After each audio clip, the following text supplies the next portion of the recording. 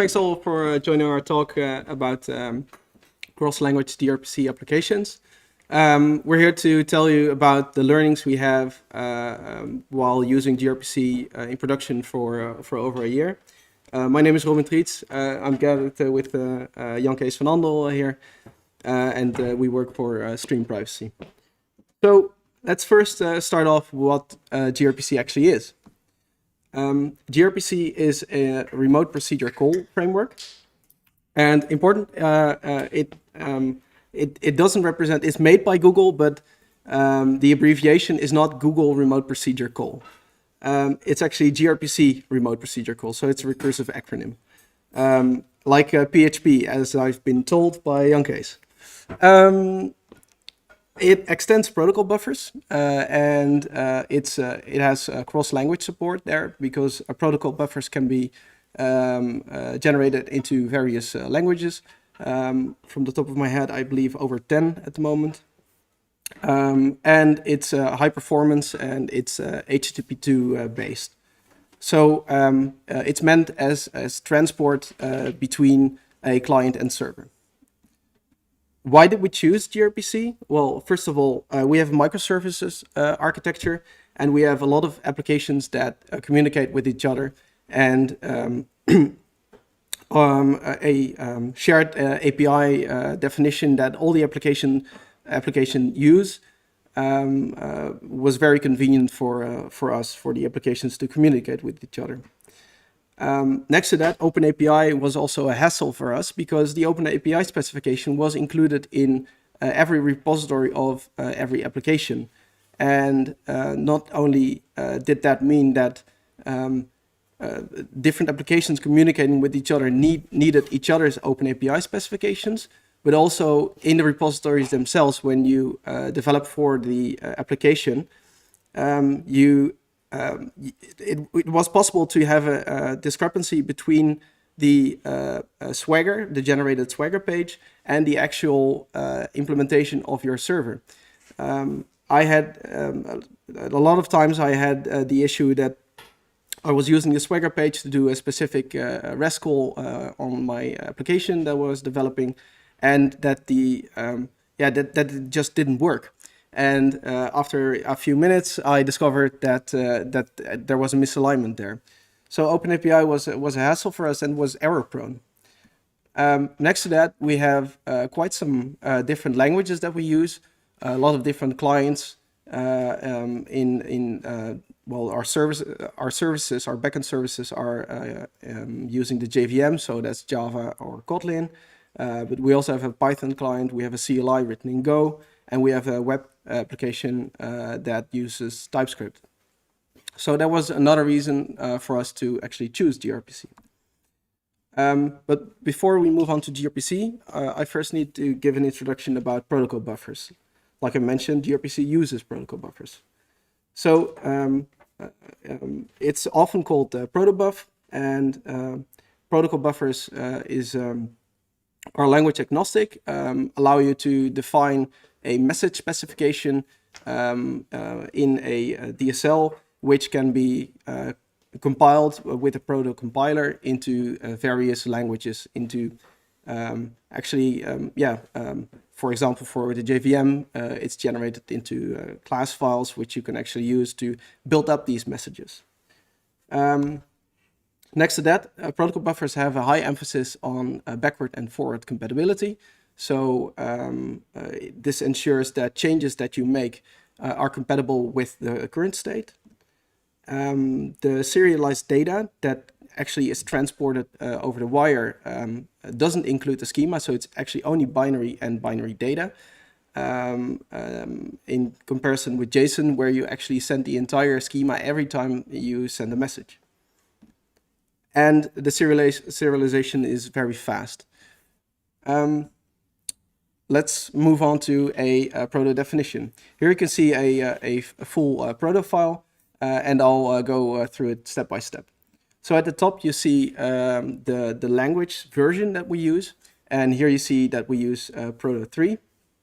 At the moment there's Proto 2 and Proto 3, and Proto 3 is actually well, most of the examples that you see on the internet are using Proto Language 3. And there have been some changes in comparison with Proto 2, but I won't dive into these details here because they are quite, quite sophisticated, the changes that were made. The next part is the package, and you can compare this with the package for JVM applications. This is just a grouping under which you can put all your Proto files. And this is actually also reflected in the code that's generated for every language. And here, the next part that we see, we have a message called Meetup, and Meetup has two fields, of which the first one is name. And you see the type on the left-hand side, which is string here. And you also see the order of the field. So this is the first field. And this is important in with protobuf, because when you serialize a message, when you send it over the wire, no schema is included, like I said, in the data that's being sent. So the order of these fields determines how the message is serialized and deserialized. The second field that we have over here is also a string, but it's repeated. This means that it's when code is generated, a collection will be used. For example, in the JVM, this will be a list, for example. Okay, what happens if we use this file and use the Proto compiler to compile it to Java code? So we use a Proto compiler here. We specify the file, and we specify that we want Java code and the directory that it needs to be generated to. So we generated it, and if we do a tree of that directory, then you see the entire package structure is reflected over there. And if you recall, the file was named proto_example.proto. That's also reflected in the Java file name over here.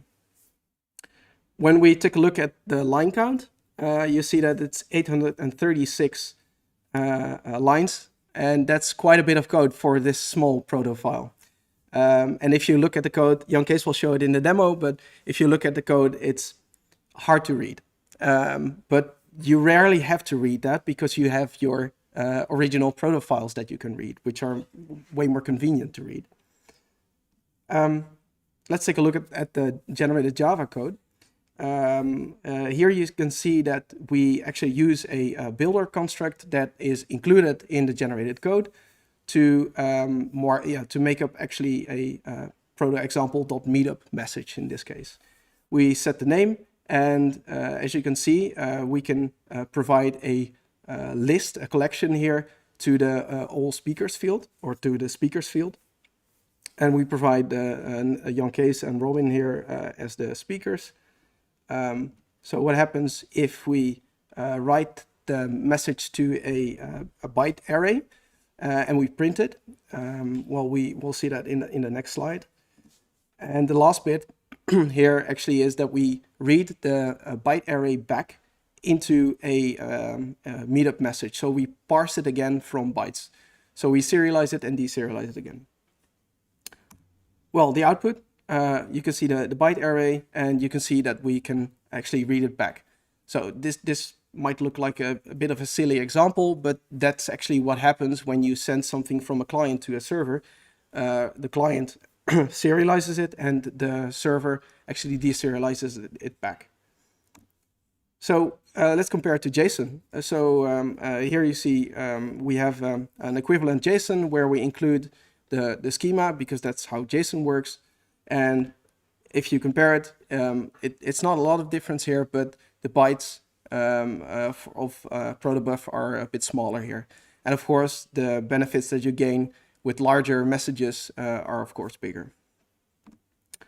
So a proto message can contain various types. We already saw some of them, for example, string, but they can also contain other scalar types, so like int, double, float, boolean.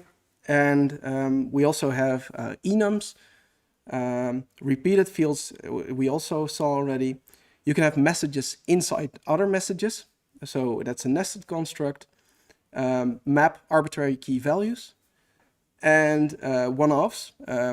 It's similar to what JSON schema has, but it's mutually exclusive here. So either of the two is filled in a Proto message. And one important thing which is really useful with Proto files is that you can import other messages and other definitions. We use a lot of these imports from Google. Google has a common Protos library that they provide with, for example, a timestamp definition that you can use. This is really useful because you don't have to reinvent the wheel. One important remark about generated code is about default values, because generated code has default values if unset. This is one of the reasons or one of the causes when moving from Proto 2 to Proto 3. This bit us well multiple times already, and you really have to think about it. So let me give the examples over here. So for example, for a string, the default value, if you don't set it in a message and transport it over the wire and deserialize it again, well, is an empty string, and you have to deal with that. And an empty string is something different than a null, the absence of a string. So you really have to think about that. But there are several solutions for that, and I can happily explain them at the end, but they're not included in this talk. Well, moving on to gRPC, we now have the introduction for protocol buffers. And we can take a look at an example gRPC Proto Definition. So again, we have a similar Proto file like we had, but now, as you can see, we have a Hello World service here. Inside the Hello World service, we can define an RPC, so a remote procedure call named say hello. It takes a meetup request and returns a meetup response. And as you can see, we define the messages like we did in the original Proto file without the gRPC service. And they are quite similar. So I renamed the meetup message to meetup request here, and we have a meetup response. So it's quite straightforward to read, actually. One more thing about transport and wire format for gRPC. Of course, there is a translation between HTTP and gRPC. And gRPC actually just uses HTTP and extends it. And the content type that's being used is application gRPC. So that's the header that you will see if you inspect it. And there are some other headers that are also included, of which these two are included, gRPC message and gRPC status. Status indicating whether the response was correct or something went wrong, and the message detailing what went wrong in case the status is non-zero. That brings me to exception handling or error handling. That's actually out of the box with gRPC, the code that you generate. Client and server handle exceptions correctly. So if an exception is thrown in a server application, a client will receive the exception and will correctly parse it, because it will receive a message, gRPC message in the HTTP header that what went wrong, and a gRPC status of that is non-zero. Then one more thing, if you want to include custom headers like you do with REST, then you can use gRPC metadata. And gRPC metadata actually maps onto HTTP headers. That brings me to the demo. Jan-Kees, take it away. Yeah, thanks. Yeah, so Robin gave you a theoretical introduction, right, with some code, explained some concepts, and well, it's time for me to dive into the code then. So let's switch to the IDE. Let's go to the correct one, which is this one. Is this readable? I think it is, right? So let's see. we have a source directory and over main Proto. So over here we have the protocol definition, which is more or less the same as what Robin showed already. I have 4 RPCs over here, so again a bit of theory, but gRPC has 4 types of messaging, 4 messaging modes. The first one is what Robin already showed you. It's just basic, a request has 1 response. They call it unary RPC, comparable to a function call in Java, for example, where you say I pass in a string and I get back a string. Based on that, you have something that builds on top of that, where you can send a stream of data, well, comparable to an observable or whatever in programming. Basically saying I open a connection, I send a couple of requests, and at some point I'm done sending requests, and then I get back a response. The same applies to response streaming. Well, it's more or less the same, I guess. I send 1 request and I get back a whole list of, or a stream of messages. For example, let's say you use polling now to see the status of some resource, right? Polling it to see whether it's become active or something like that. Well, you can use response streaming for that. And then you have a combination of both, which is bidirectional streaming. We don't use that. I find it really hard to come up with a good use case to do so, to use this. They typically say a chat app is the reason to do it, but you can also combine 2 others, and I think that's easier, but it's there. Basically, you have like the matrix of 4 options, like streaming versus non-streaming, on the response and on the request. I'm also not going to show all of them. I'm going to show the first one and the response streaming, I believe.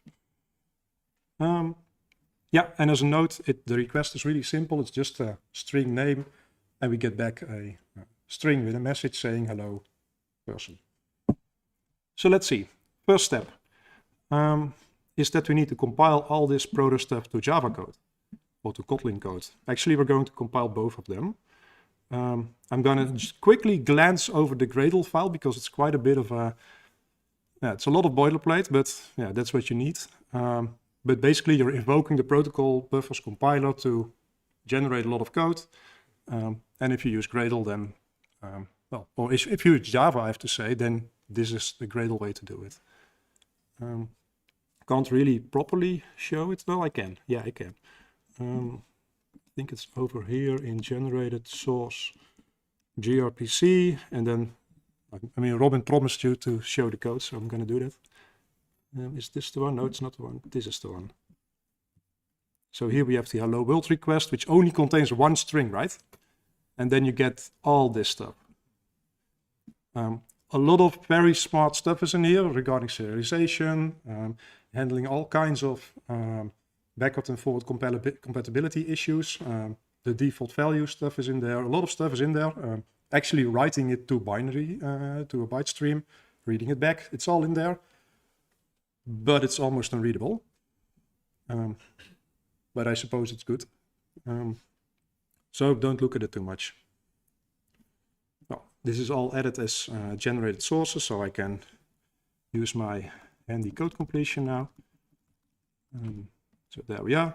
And then we can go to the code.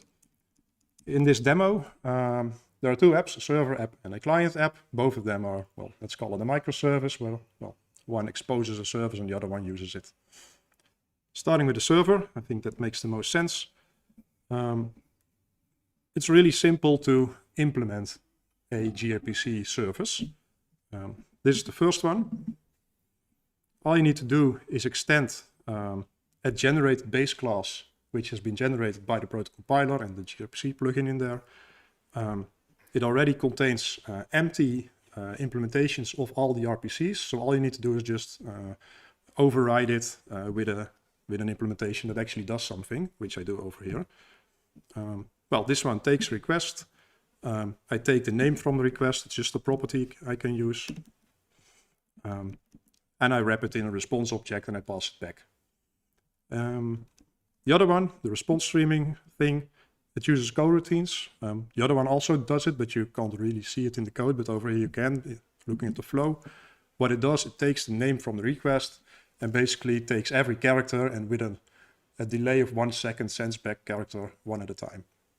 Bit of a silly example, but at least to show the idea of streaming. Small thing to note here is that this uses the Kotlin DSL. I didn't commit the code. Cool. Let's just fix that. This one uses the Java DSL now, or the Java builder. So that's a hello world request. New builder dot set name. Oh, I need to set the response. Sorry.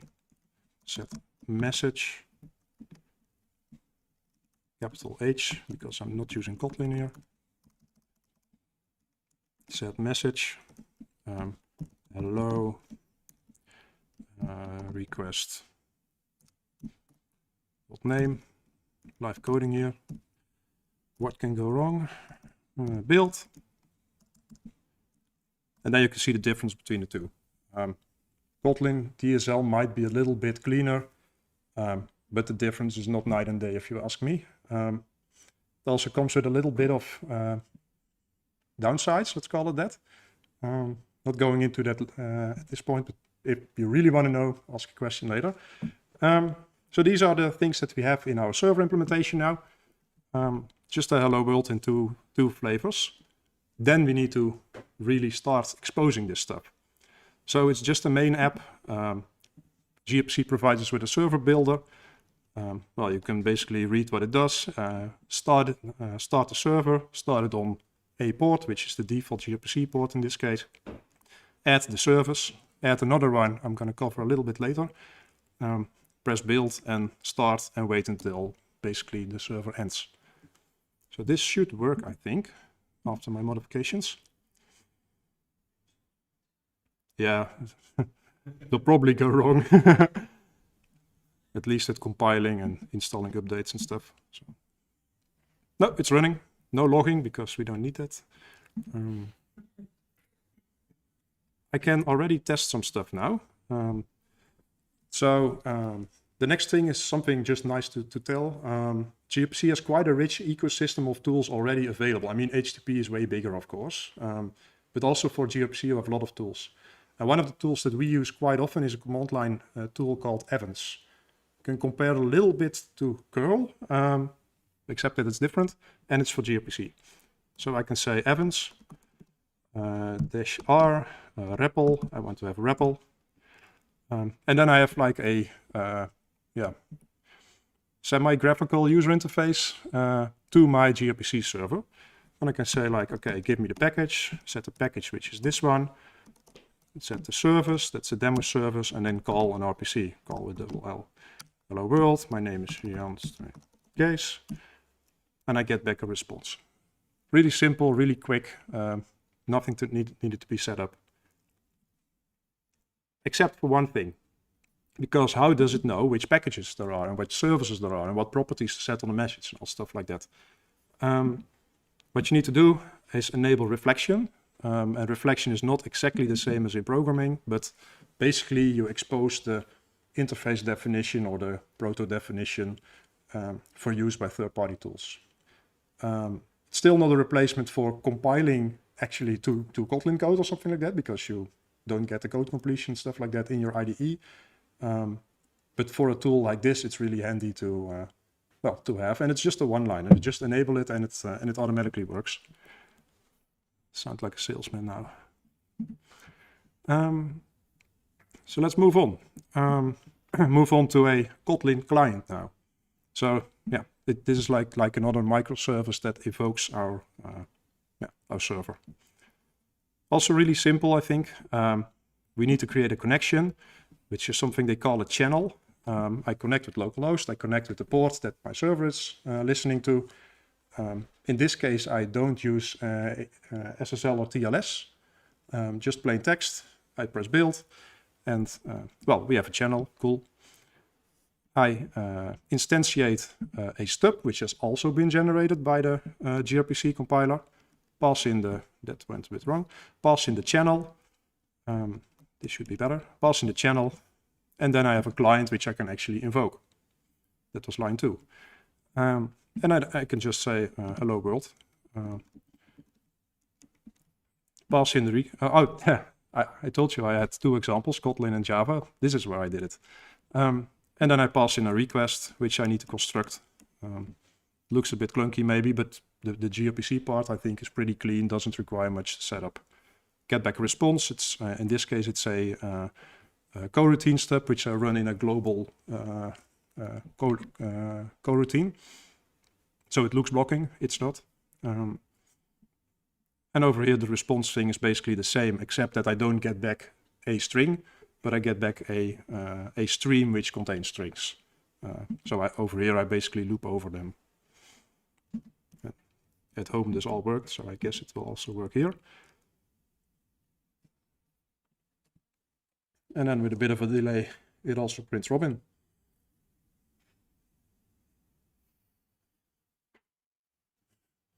Mandatory wait time. So there we go. So that's basically how easy it is to set this stuff all up. Apart from the Gradle stuff then. Are there any questions about this part until now? Stuff that's unclear, weird? No? Cool, let's continue then, because I have another demo. A demo which, let's first check if my server's still running. Yeah, it is. Which is a web app, because you can also use gRPC from your browser to, what in our case, an API gateway, but yeah, to your server.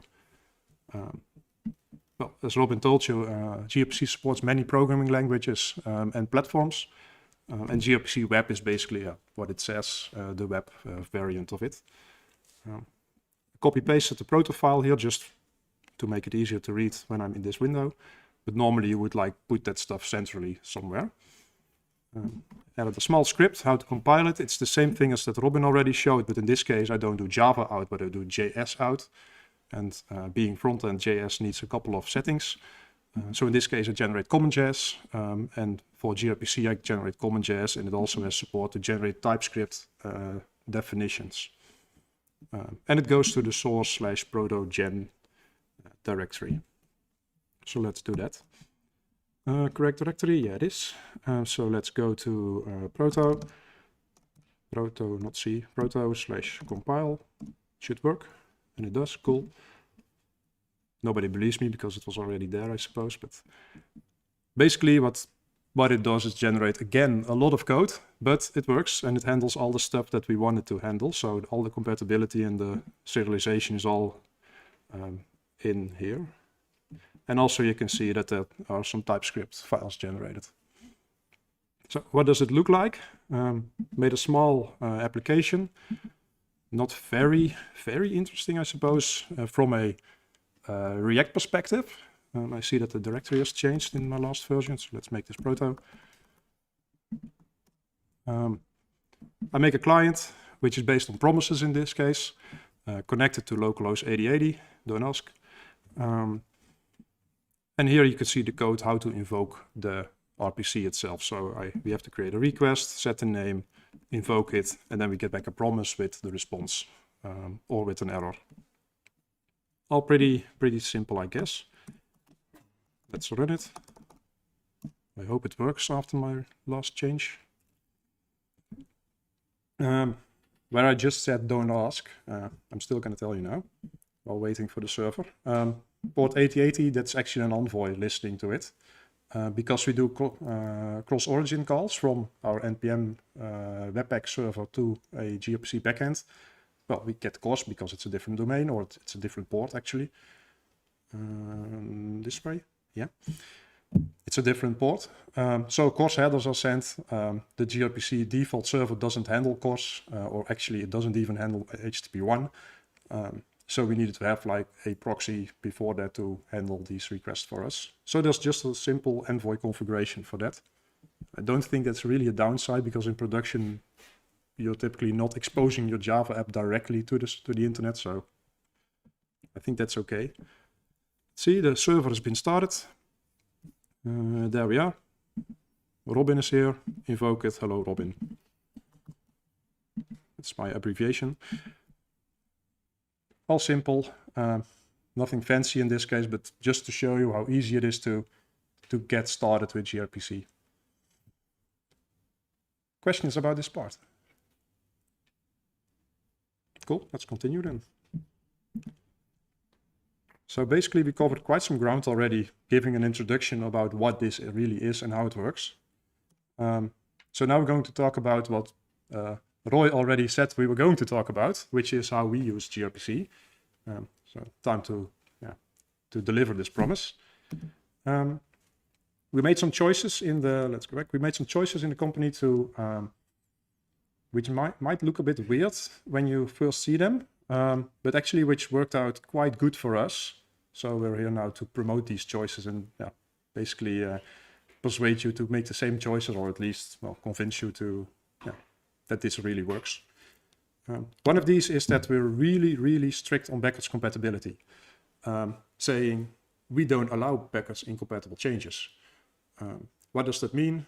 Adding a field is typically safe. Removal of a field is not safe, so we don't allow it. Renaming of a field is not allowed.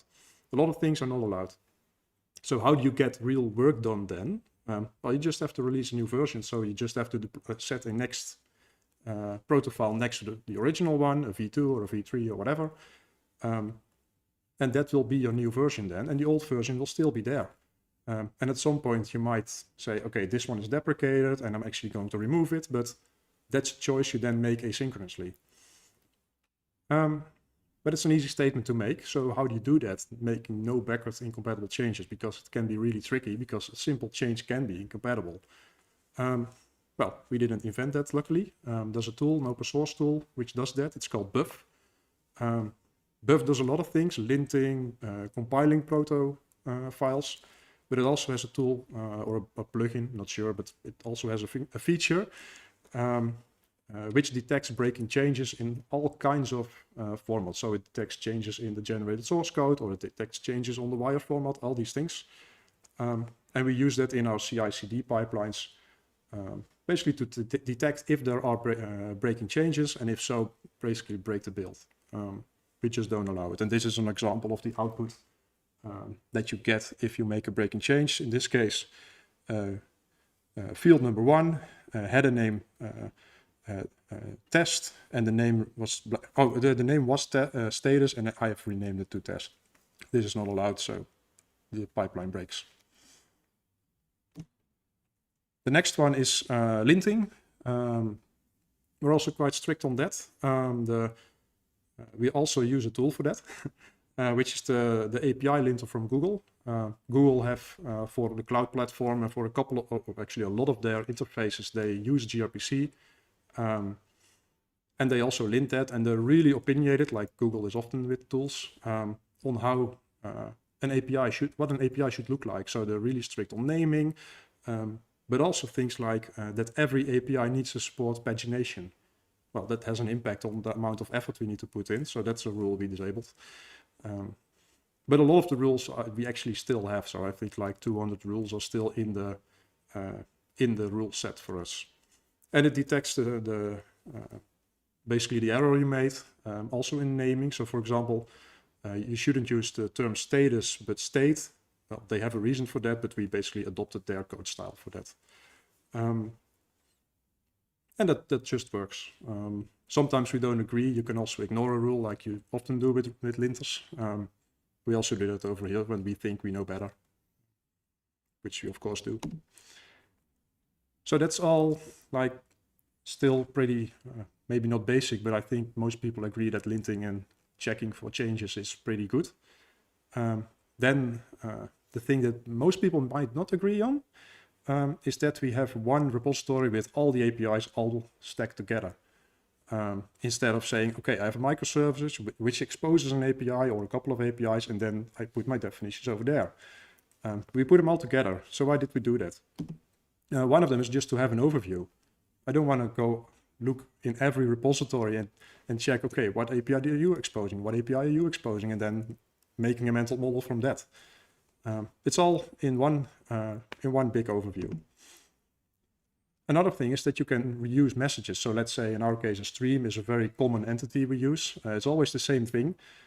I don't want to repeat it all the time. So it's just in a separate directory in the same repository, and it can be reused.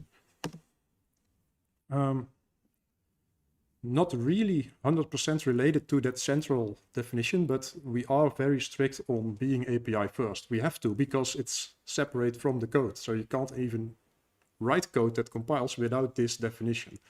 So before you write any code, you have to think of an API. Like I think even when you use, or even, also when you use REST, you also do that, I guess, right? Most people at least.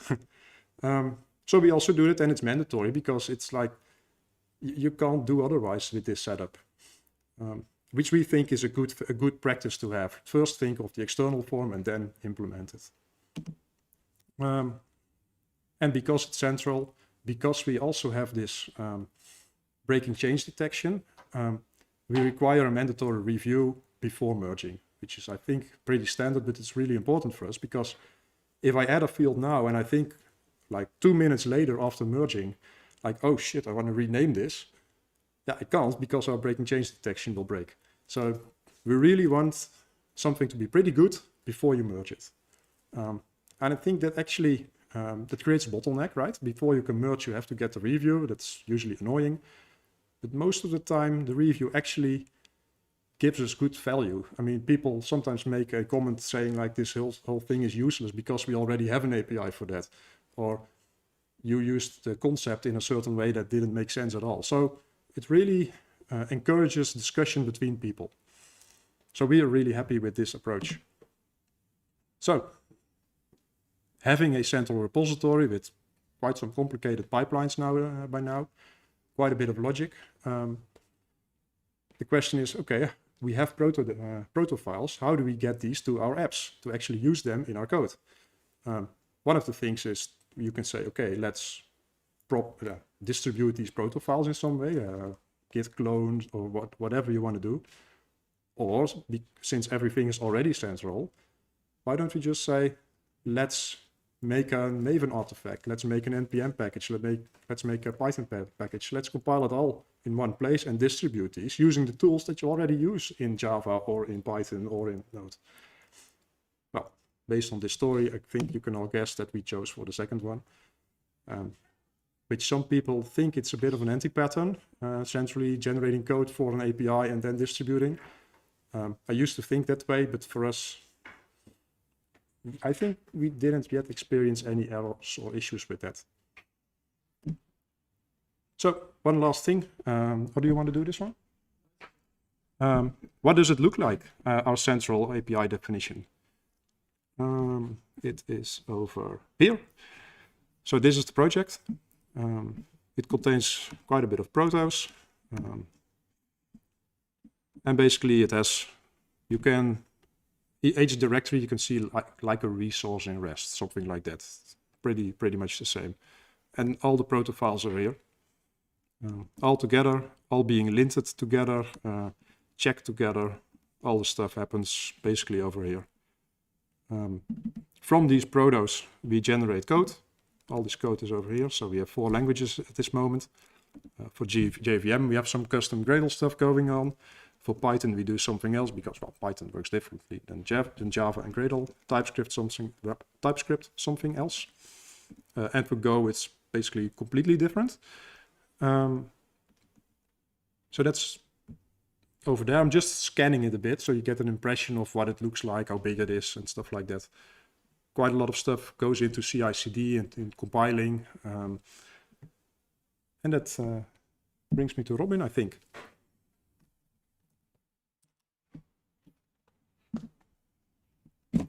There you go. All right, thank you, Jan-Kees.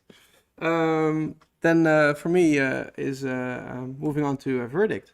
So let's first bring the positives here. So as you saw in the demo, gRPC is quite easy to use and it's quite easy to start, actually. There is great compatibility, and these compatibilities, it doesn't only stay within the language, but it also goes between the languages. It's very high performant. We haven't had any hiccups whatsoever in production, and we've been using it for over a year now. The cross-language code generation, Jan-Kees also showed you in the demo that he did. And it's opinionated, which was very nice for us when we started using gRPC, because we didn't know a lot at the beginning. And it was very nice that, for example, the Google API linter had a lot of rules that actually helped us to form our own opinion about a lot of stuff. Then the negatives. Well, opinionated can be too opinionated. This is a matter of preference, of course.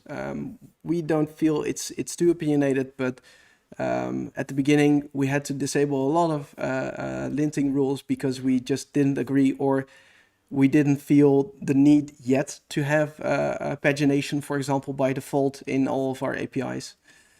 So it can be too opinionated in that sense. But of course, you have the control yourselves over there. Default values, I already told you guys, it bit us really quite sometimes. And you really have to think about that. But there are solutions for that, luckily. The generated code is quite verbose. You really don't read. When you're in your IDE and you're looking for the name of a specific field of a message and you just can't remember it, and you decide to look in the code, then you abort that mission completely, and then you just take the Proto files and look at them, and then you know what the field is named. So that can be, a bit cumbersome. The wire format, and this is specifically actually for web, is unreadable because binary is sent over the line. It's hard to debug from your Chrome DevTools. Actually, it renders them useless in that sense. So that can be hard to debug. But for us, the verdict is that the positives really outweigh the negatives, and it's production worthy, and it's just really, really fun to use. Development speed increased dramatically for us because the way we use OpenAPI was quite a hassle there. Well, Jan-Kees actually showed you the API definitions already, and we have an announcement to make here. Is that we open source the API definitions on GitHub, so feel free to check them out. Feel free to use them as an example for yourself. The API definitions include all the Proto files that we have. The pipelines are still running on GitLab because we mainly use GitLab, but you can see the logic there in the GitLab CI. That also brings me to the last part. It's a mirror of our GitLab repository. We do have the ambition to actually move to GitHub Actions because we would prefer this actually to be fully on GitHub. That actually wraps up our talk. Thanks for joining. I hope you learned something, and I think there is some time left for questions. Yes, we definitely have some time for questions, but first, round of applause. Guys, a really well built up tool, nice introduction, really good examples, really like the verdict, and a really nice present on the end as well. I have a small token of gratitude for you both as well. Thank you very much. A local brewery here in Utrecht. Hope you enjoyed with something to eat there as well. Yes, are there any questions from the audience at the moment? Ruud, please. You mentioned that there are downsides when everything's directly in browser, because the wire format is unreadable. Are there any browser plugins that can actually help with that? Yes, there are. Do I need to repeat the question? Or? Please, Yeah. if you can. Yeah, the question is, are there any browser issues to prevent or to make the output or in the DevTools readable? Yeah, there is one plugin I know, but it requires you to actually add some code to your application, which I don't really want to do. I didn't try it to, I don't know what the actual effect is of adding that code, so I didn't try it for now. But it's one plugin I do know of, but yeah. Another way to actually solve it is to use JSON to gRPC transcoding.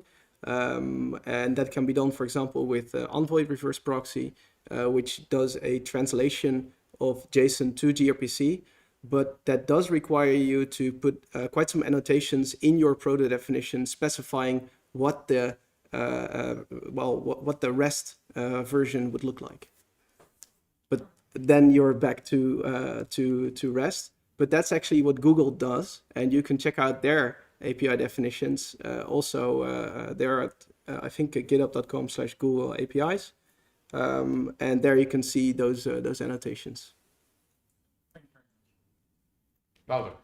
So, JSON-based REST services are way more common than GRPC, I would say. What has been the response of your clients for your choice of GRPC? Yeah, what are the response of the clients? Because GRPC is being used way less than REST, you asked. None really, because we are our own client. So the clients of the API definitions at this point is our own CLI, which is then used by a client. Our web console, which is also like the web interface, and then it's also just in the code, and all our internal apps. So I haven't heard of any client that actually directly talks with the API. Maybe good to ask you an additional question then. I know you guys do some really sophisticated engineering at STRM Privacy. Actually, you showed us some of it.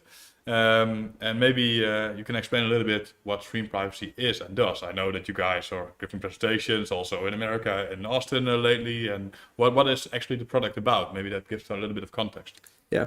So what we build at STRM Privacy is a privacy-safe data processing platform. And this part that we covered over here are actually all of our orchestrating APIs. So setting up all kinds of resources that you can actually use to start sending data. And the clients that we use to send data, at the moment, that's the only part that we have REST still. But that is over HTTP2. Well, their REST is used, so people could still use the regular way. But like I just mentioned, the JSON to GRPC transcoding, that's actually also Google's approach over there. People can choose, do you want REST or do you want GRPC? And the server that they're actually running, or the application that they're running, that uses the GRPC implementation, and they have a proxy in front that does the transcoding. Does it answer your question? Yeah. Okay, great. Regarding performance, maybe, we do use, as Robin said, basically for our management APIs, let's call it that, so not the high performance part. At least people don't create streams on with a very high load. They use the stream with a high load. So we didn't really see the performance benefits in production. I mean, it's quick, okay, good. We did some testing with it for my machine. It's a nice analogy, I think, or a nice anecdote. I was actually sitting in the waiting room at the hospital waiting for the doctor's appointment on my phone using phone tethering, using a VPN, let's see, to the Google Cloud then with telepresence. There's something more, I guess, but let's say a very bad connection, and I could easily like go to 10,000 TPS on just my laptop. So it's blazing quick, and you don't have to do anything for it. So that's really nice, but we're not yet at that scale that it's important for us on this part of the application. But the cool thing there, HTTP2 really helps there because you can multiplex there. Yeah, probably HTTP2 does most of the performance part. Yeah. Any other questions? Yeah, so it was a remark by Roy van Rijn on the stream. Maybe also nice to share here for the audience about the buy stream. Maybe you can repeat, Roy? Yeah, so you mentioned the buy stream.